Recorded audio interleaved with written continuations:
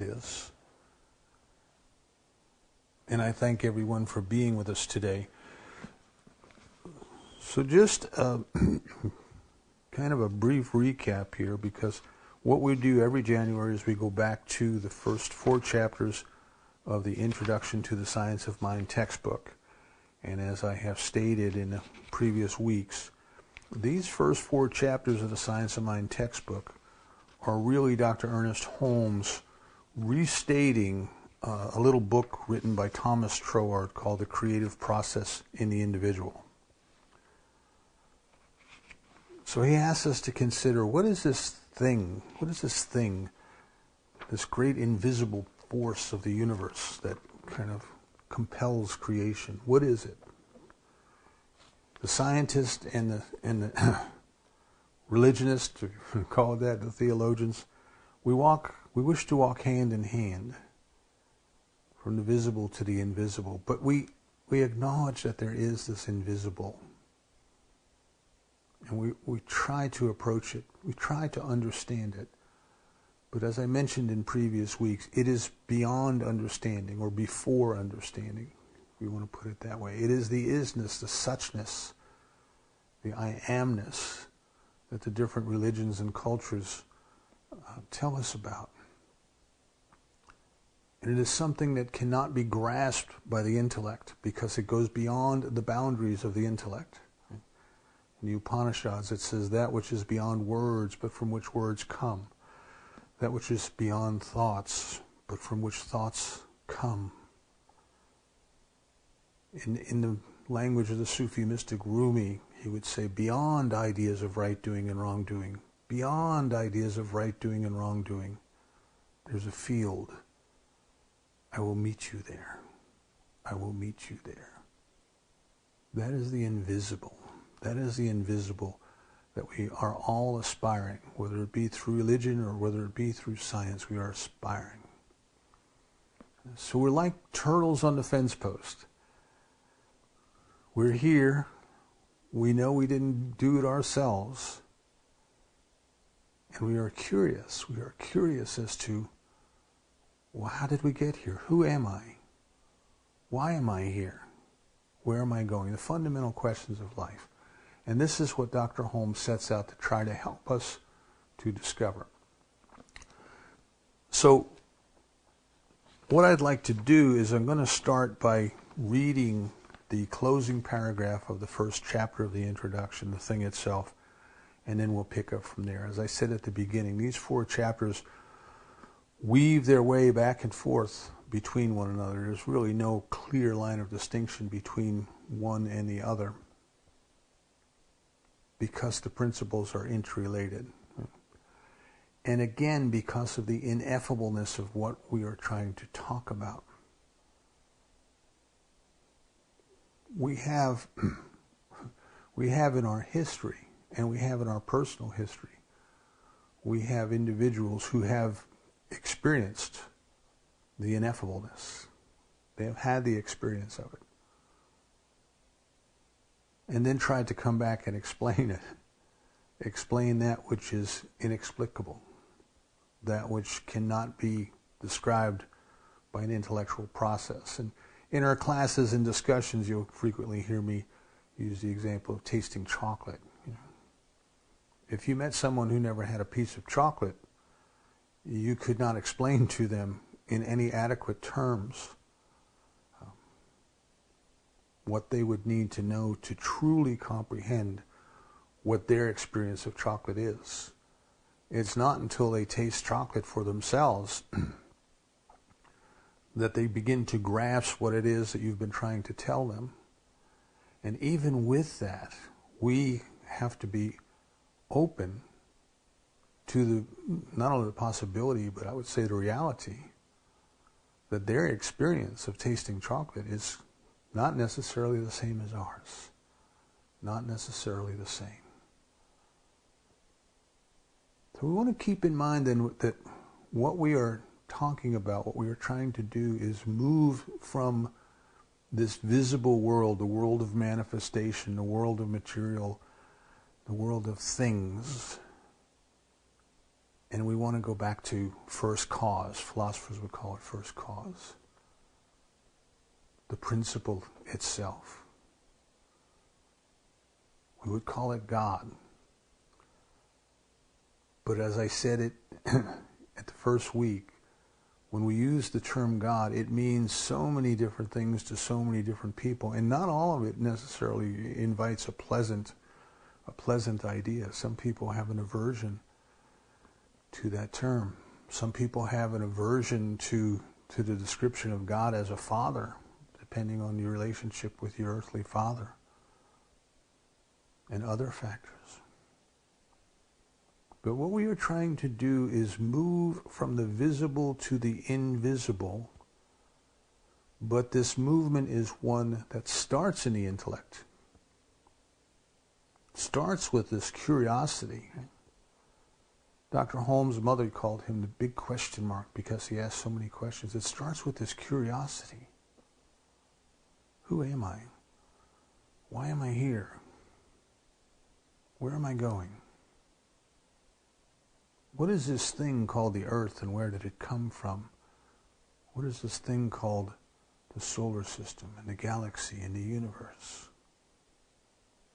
Where does it come from? What brought it into existence? What mysterious forces? That, we might say, is the thing itself, the invisible. So in the closing paragraph of the first chapter, The Thing Itself, Dr. Holmes titles this section, Divine Nature is in Every Man. And he uses man as all-inclusive, in every person, if we wanted to bring it into more modern terms. This is the thing itself. Briefly, let us recapitulate. There is that within every individual which partakes of the nature of the universal wholeness. And he's got universal and wholeness capitalized, which indicates a quality of God. God is one, indivisible, one, a unity. So there is that within every individual which partakes of the universal wholeness, and insofar as it operates, is God. That is the meaning of the word Emmanuel, the meaning of the word Christ. There is that within us which partakes of the nature of divine being, and since it partakes of the nature of divine being, we are divine, and the divine there is with a little d. It reacts to us according to our belief in it, and it is an immutable law, subject to the use of the least among us, no respecter of persons. It cannot be bound. Our soul, and here with a capital S, will never change or violate its own nature. All the denying of it will never change it. All the affirming of it will never make it any more than it is. But since it is what it is and works the way that it works, it appears to each through his belief. It is done unto each one of us as we believe. We will say then that in spirit, man is one with God. But what of the great law of the universe? If we are really one with the whole, we must be one with the law of the universe as well, with the law of the whole as well, as one with the spirit of the whole. If we try to find something difficult to grasp, then we shall never grasp it, because we shall always think of it as being incomprehensible. The mind which we discover within us is the mind that governs everything. This is the thing itself, and we should recognize its simplicity. So with that paragraph, Dr. Holmes concludes the first chapter, The Thing Itself. And what he's asking us to do it, and I cannot overstate the importance of this, is to think. To think. Right? It starts with thinking. Everything, Buddhism tells us that everything we have experienced is a result of what we have thought. Now there's two ways to take that, and one is that it is through the thinking that we experience it. You know, we see something, we touch something, we taste something, we have the experience, and then it registers in thought. So really what we are experiencing is our thought. We're not experiencing the thing itself, we're experiencing what we think of it. We're experiencing how we have analyzed it. But everything in our lives, every change in our lives, any growth that is to take place in our life has to start as a thought.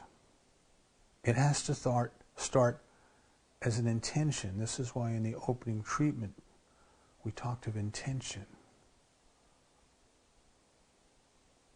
When I was in practitioner training, when Lori and I were training together to be practitioners, one of the things that we learned was, as people come to a practitioner for help, we have to get clear on what it is that they want to have happen.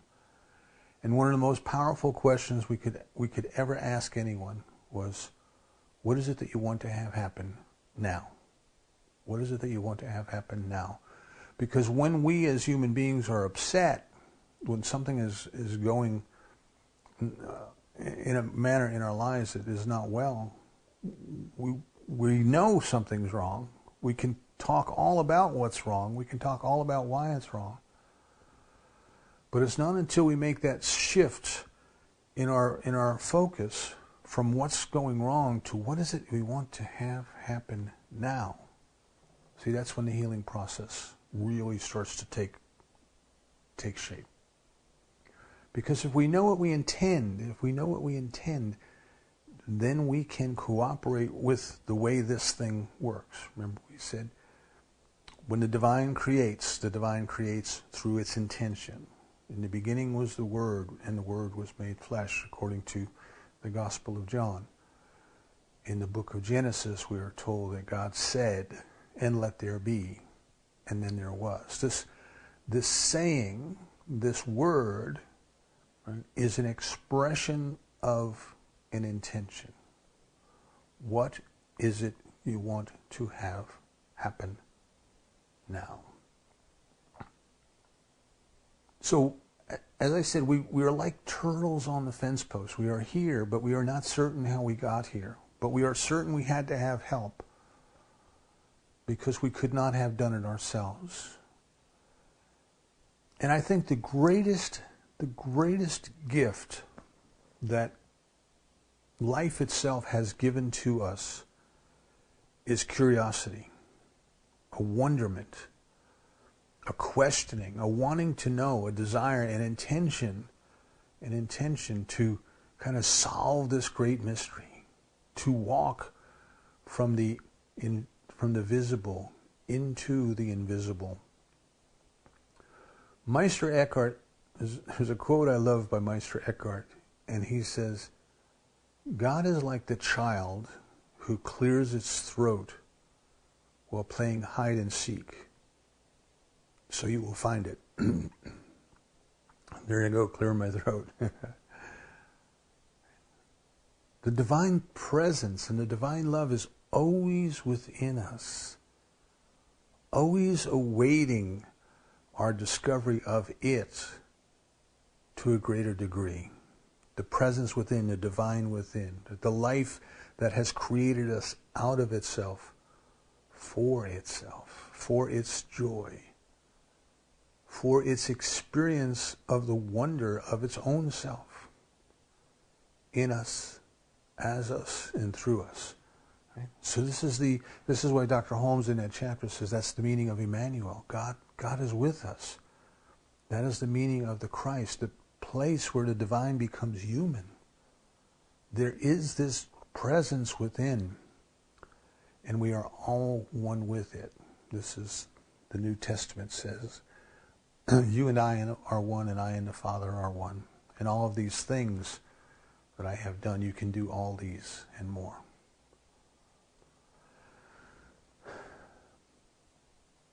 So what we are being kind of coaxed to do is to awaken our curiosity.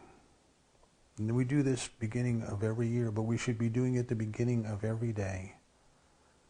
Every day is a wonderful adventure. Every day is an opportunity to grow in love and understanding. Every day is an opportunity to experience more and more and more the presence and the activity of the divine in us, as us, around us, and through us.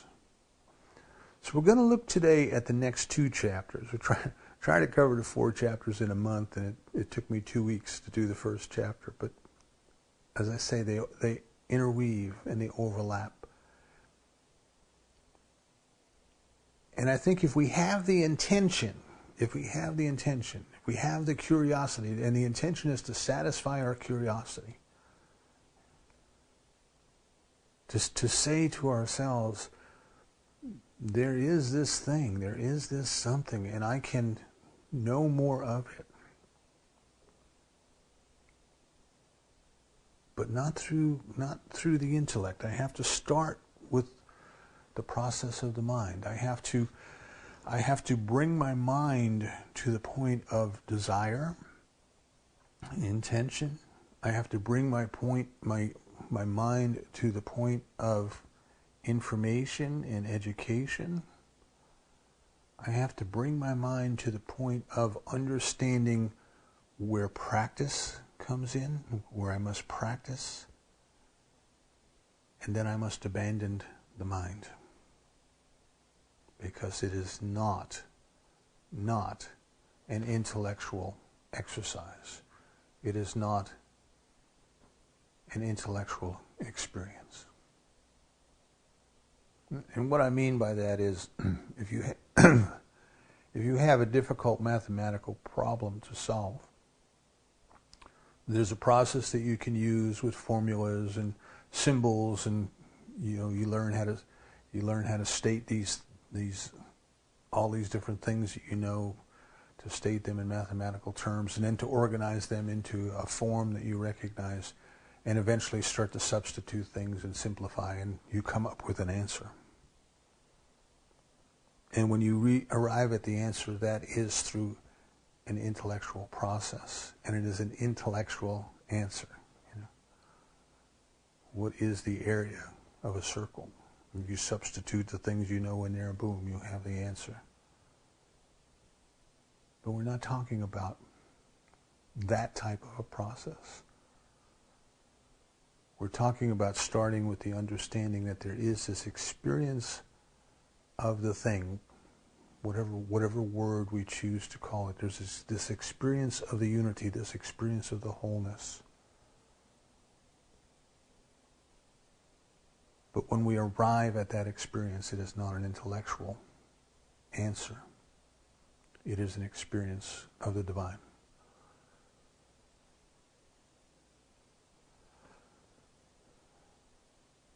So we start with the premise then in the thing itself that there is this thing, there is this something, there is this invisible something that is there. And we desire to not only know more about it intellectually, but to experience more of it.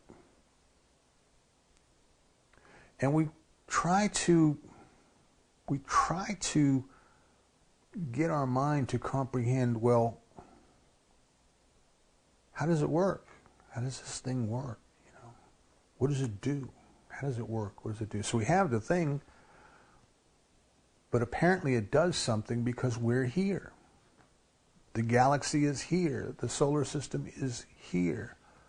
Our planet is here. The oceans are here. And how did this all come about?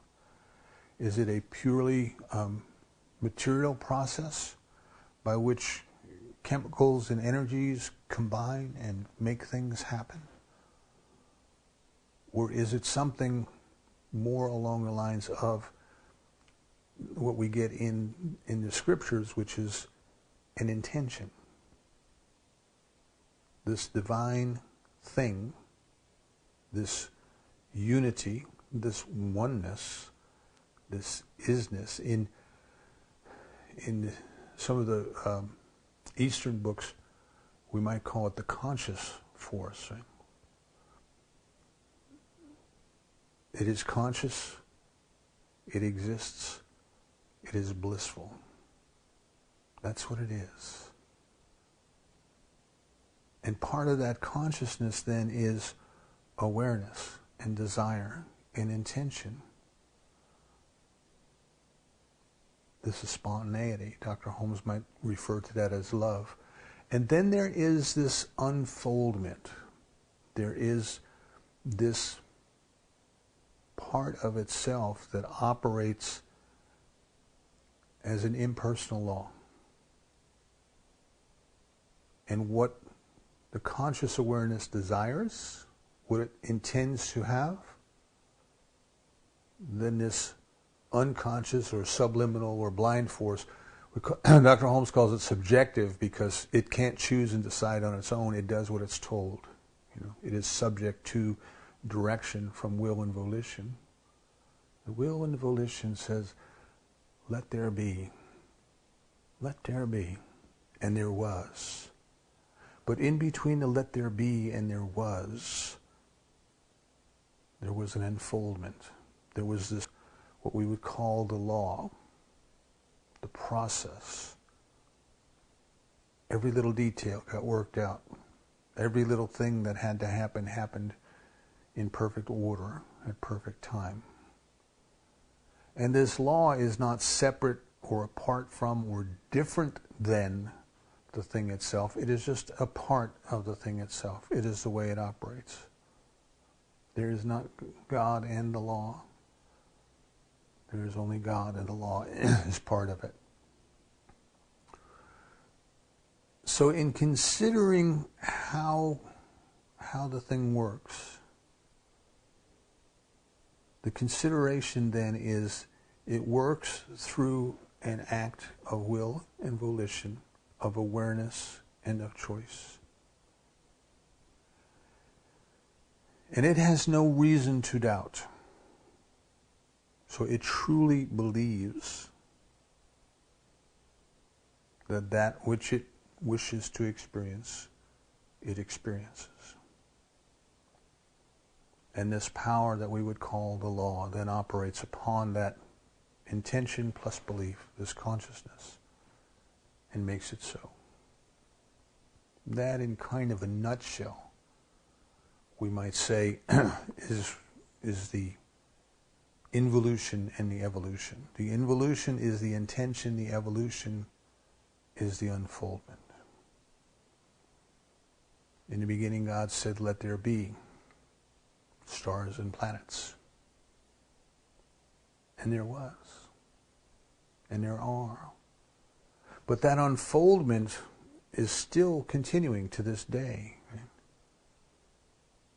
That unfoldment occurred over billions of years, maybe longer, for all we know. Physicists would say, well, it started at the Big Bang. And of course, there's no agreement that the Big Bang really is the only thing there is, right? Because constantly there's people saying, well, I found something in the universe that appears to be older than when the Big Bang occurred. So did the Big Bang happen inside something that was already there? All of these deep questions of the physicists. But nevertheless, something kicked the can. Something got the creative process going. And there's this evolution. There's this unfoldment. And when it comes to life itself, we can see that evolution and that unfoldment that brings us to the point from the single-celled animals in the ocean to us as human beings. Us as human beings who have the ability to ask, who have the curiosity to say, but where did I come from? Who am I? Where am I going? So we come then to this kind of mental concept, and that's all it is. It's kind of like a handle that we try to put on things. When I worked in the computer rooms many years ago, we had handles It was just a handle, and it had a suction cup at each end. You've probably seen them if you've ever seen the glaziers carrying the big pane glass windows through the city. You know, they're going to put a window in a storefront. They have the same thing. It's a handle with a suction cup on each end. And basically what that handle does, we used them in the computer room for lifting the floor panels out so we could get to the cables down below.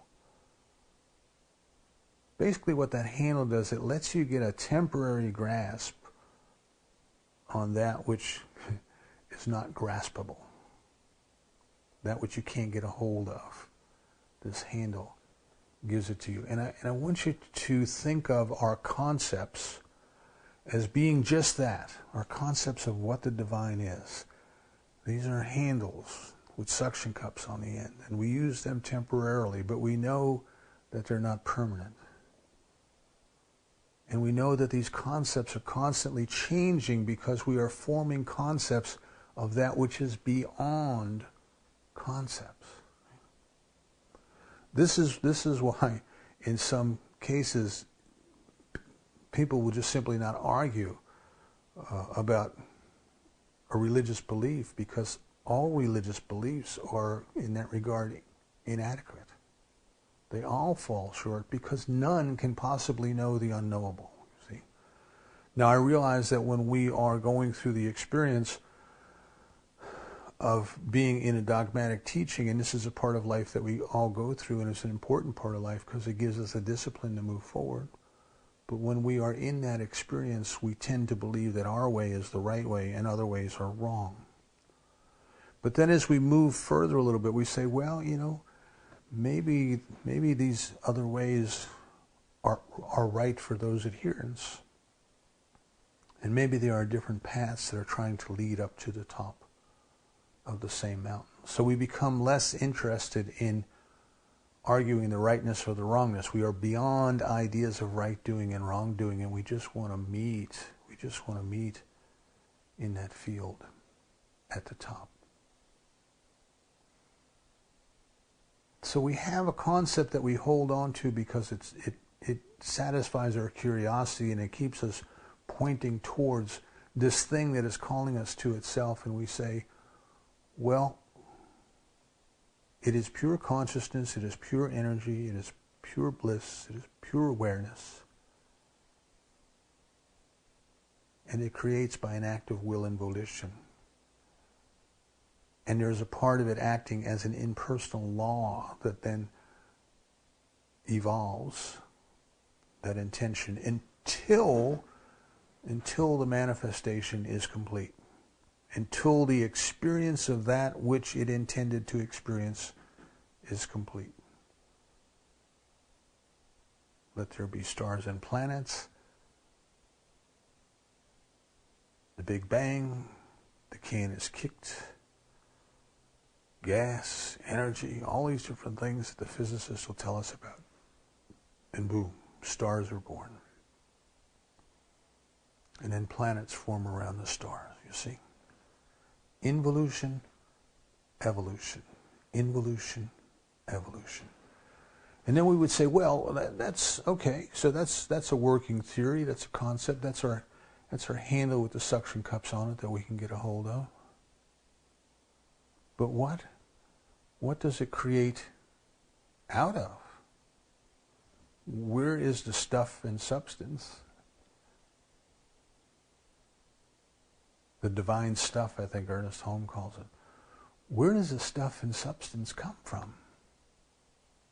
Is there this thing and then this pile of stuff and substance somewhere that's not the thing? Does it create out of nothing? Does something come from nothing? And if there is nothing, where did the nothing come from? You know, that would imply that there was this big nothing that was already there, and then somehow the divine is existing within the nothingness. Or is the nothingness existing within the divine and therefore part of the divine? And these are the kind of things that we have to be willing to explore and to think about, coming from the point of view that we probably don't know.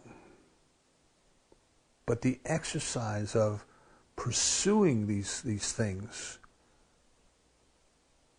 is a process by which we change our beliefs. Remember, if the basic premise is it is done unto us according to our belief, then our growth is about changing our beliefs. If we never examine our beliefs, if we never ask ourselves, what am I thinking about? How are we ever going to change our belief? Right? Education is a process of drawing out. To educate is to draw out. Education is a process of drawing out from the student that which is already in there, as opposed to kind of teaching, which is to pour facts and figures into someone's head to try to help them memorize it. There is that which is already within us that we are trying to draw out. We are trying to come into a deeper understanding of that. And we cannot do that as long as we are holding on to all of our old ideas with a rigid belief that they are right, and they are the only right ideas, and there are no other ideas. As long as that's our point of view, and as I say, we all kind of go through that. But as long as that's our point of view, we hold on to it, there's no growth. There's doing the same thing over and over and over again. So this thing that we call evolution of consciousness, then what we find out is that the human being has evolved into a being that is capable of being aware of its own thought. We are capable of that, you and I. We are self-aware and we are self-conscious. We can observe a thought and we can say, oh look, a thought. Now, for most of our lives, that goes on, and we don't ever stop to think about that. What is thinking? What is belief? What is mind? What is consciousness? We use these terms all through life, and we never stop to ask ourselves what they mean. But the one thing that you and I can do as human beings, that as far as we know, no other creature can do, is we can, if we choose to, we can be aware of thought. And we can choose whether or not to engage a particular thought. So something goes by and we're angry, and if we if we have learned to train our minds, we can say, anger. But we don't have to behave in an angry fashion. So we have this ability to become aware of our own thoughts, and yet it seems to be the one thing that we as human beings do the least of. We do everything else. We chase our thoughts around, as Osho says, it's like our mind is a stray dog and we follow it around and let it tell us where to go.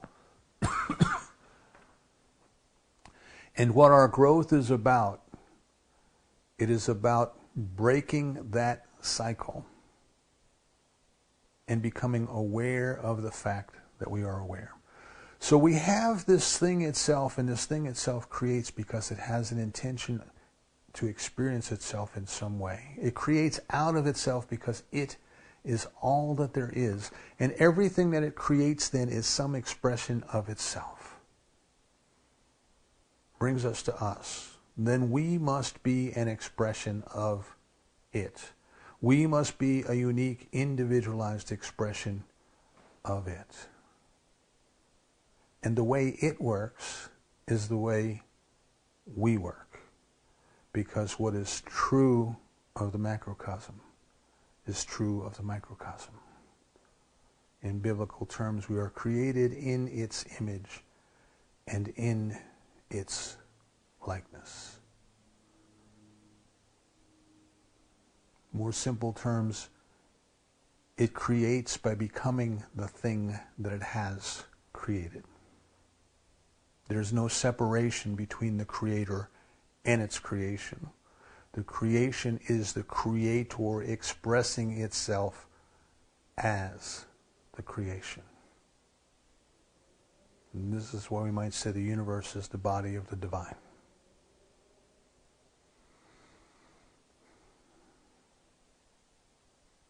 So the way it works is it creates by becoming the thing that is created.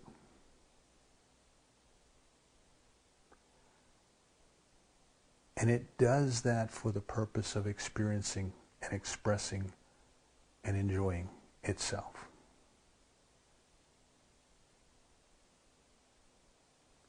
And it has created you and I, each and every one of us, it has created you and I as individualized expressions who may become aware of that. I would say who will become aware of that at some point. At some point, I think everyone awakens to this. This is the book that we're reading for our Wednesday night groups called The Leap. Some people, according to Steve Taylor, some people have this leap where they're just there. For other people, it is an unfoldment and a growth. But at some point, we begin to have this experience that we are connected to. And at first, that experience is an intellectual experience. I must be part of this because there's nothing other than it. I must be part of this because when it creates out of itself.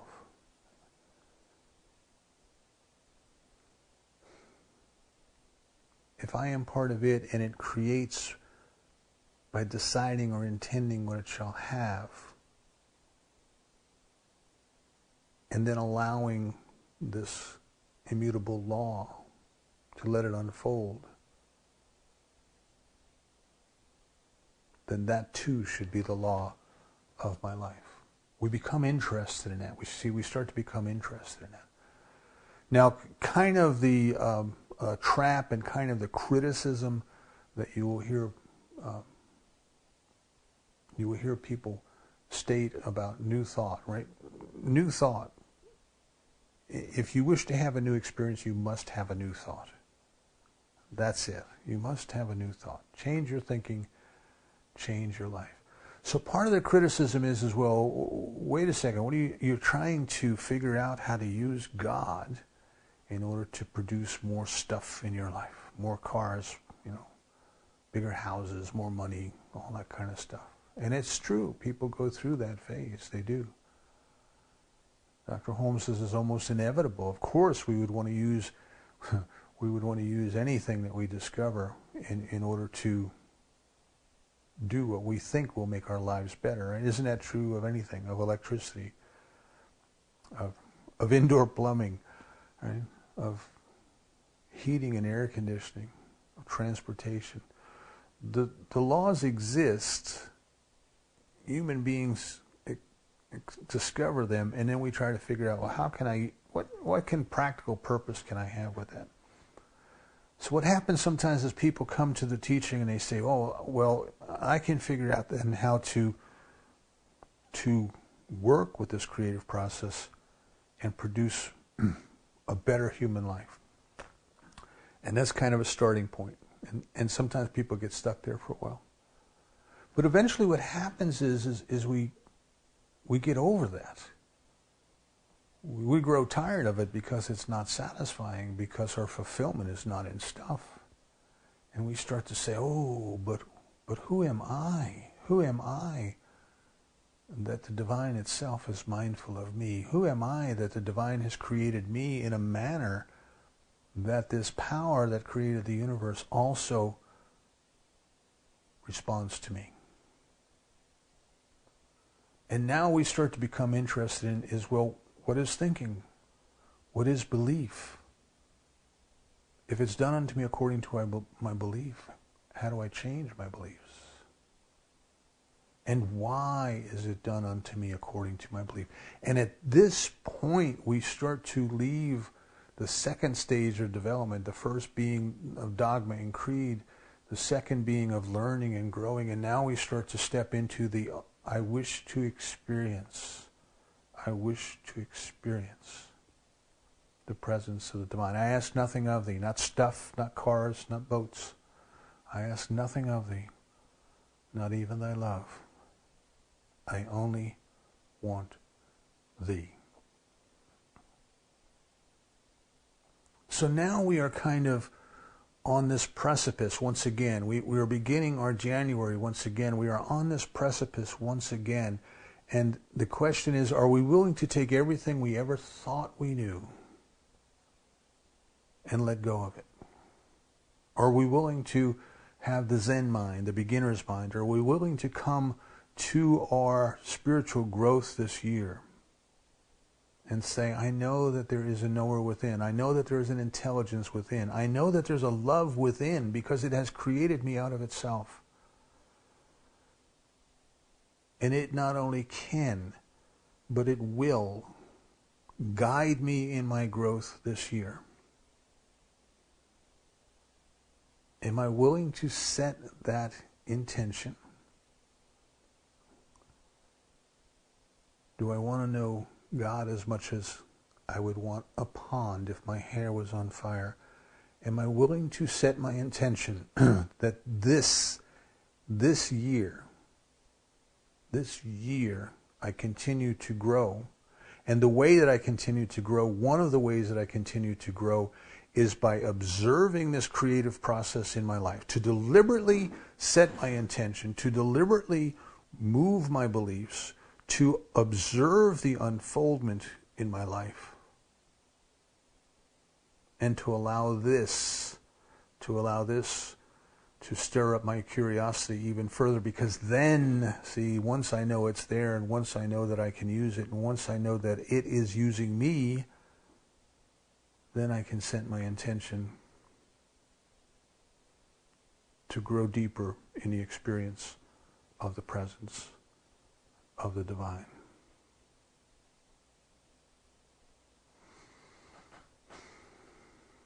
It creates by becoming the thing created. It has created us. But it cannot force itself upon us. It can only wait in quiet repose until one day we say, how did I get on this fence post? Where did these stars come from?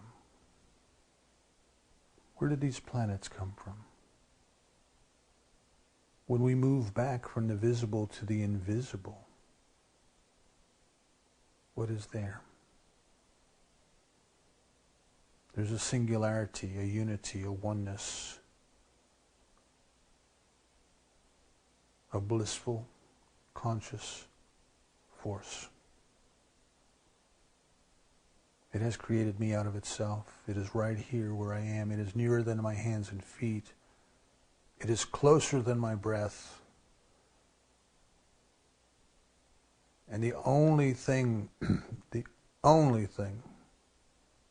that could ever separate me from it is my beliefs, is my consciousness. And I, being human, have been given this great gift, perhaps the greatest gift. Dr. Holmes says the greatest discovery man has ever made is that of mind. I have been given the greatest gift possible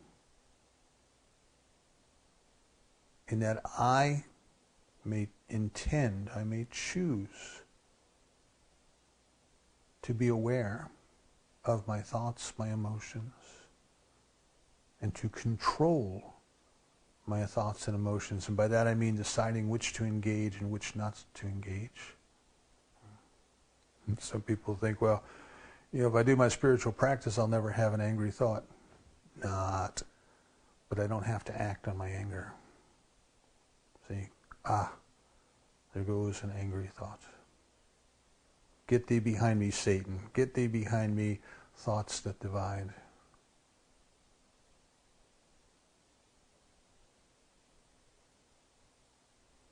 Is this the year? Is this the year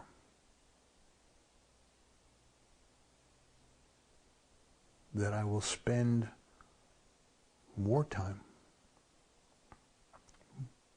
deliberately exploring this thing called consciousness?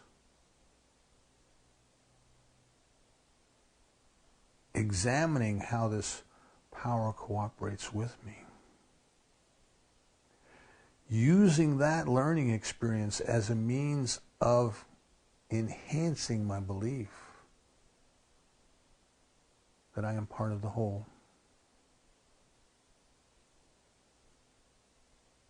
That I am a spiritual being.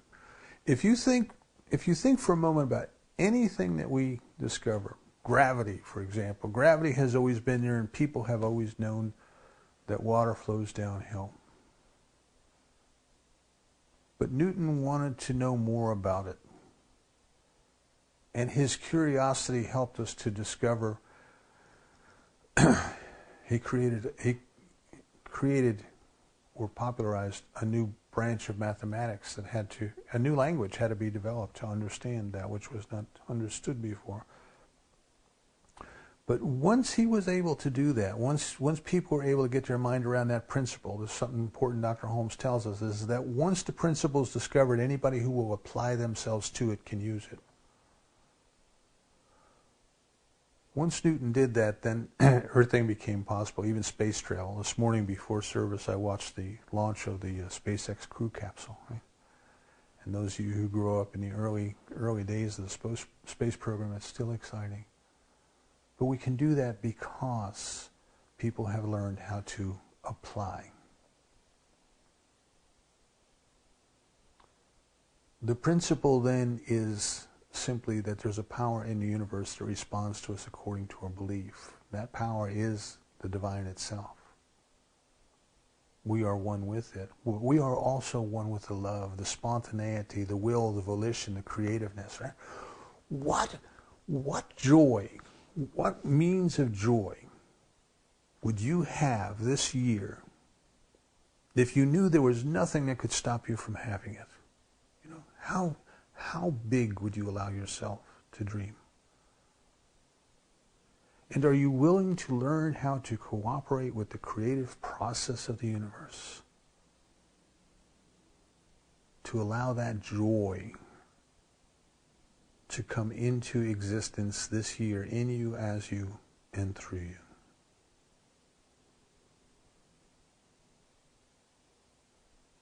The way it works is by becoming the thing it has created in response to its desire. And what it does is it sets into motion this immutable law that arranges all of the energy, all of the matter, all of the material, the goods, the people, the ideas, everything that's appropriate for its fulfillment. And you and I are part of that. We are its living expressions. So I invite you this day to make it your intention to experience this more fully this year. And so it is.